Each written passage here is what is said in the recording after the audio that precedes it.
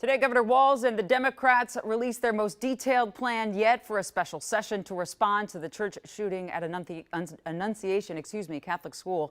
And they want that session to happen on Monday. But Republican leaders aren't agreeing to this proposal. Danny is live at the Capitol with this latest development. Hey, Danny.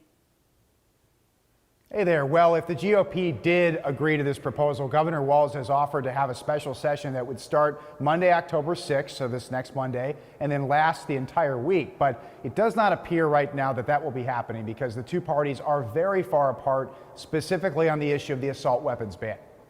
For the first time since the Annunciation church shooting, Governor Walz and DFL leaders released their proposal for a special session.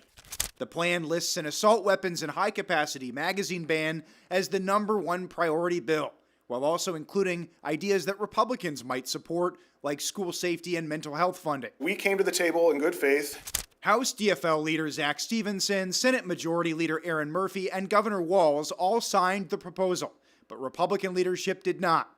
In this divided legislature, no bill can pass without bipartisan support. We're never going to give up on taking meaningful action to prevent gun violence, and in order to pass anything meaningful, we will need Republican votes. In the tied House, Republican Speaker Lisa Dameth and Floor Leader Harry Niska made a counter-proposal for a special session focusing on school safety, mental health, and public safety. Very, very hard topics, but things that have to get done. But the GOP proposal made no explicit mention of an assault weapons or high-capacity magazine ban that Annunciation families have demanded. Does your caucus support anything even close to what they're asking for?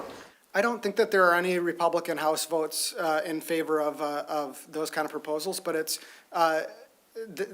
again, you have to actually have bill language, you have to have hearing. Representative Niska says he doesn't support even holding a vote on the assault weapons ban. Other states that have done that are A, tied up in legal challenges, and B, haven't really seen results that would suggest that that's a real solution to the problem. In the Senate, where the DFL has a one-vote majority, it's also not clear whether all Democrats would support a ban. How many members of your caucus would vote yes on an assault weapons ban if it was held tomorrow? This is a hard vote. Leader Murphy says she continues to talk with a few of the DFL senators in swing districts that are considered questionable on the ban. And I'm counting my votes, and I will let you know. But no one has said hell no. Today, the Senate Minority Leader, the GOP Senator Mark Johnson, said that talks, in his opinion, broke down with the governor and legislative leaders this morning. He characterized it as saying that Democrats ended the meeting after 10 minutes. The DFL, of course, has a very different version. It does appear, though, talking to leaders today, that they're not done negotiating. They have not left the table. They are still looking for a path forward. Remember, Governor Walz is the only person in the state who has the power to call a special session. Back to you. Danny, we talked about this during the budget process of not having a lot of transparency as voters. We can't see what they're talking about. Has that come up again?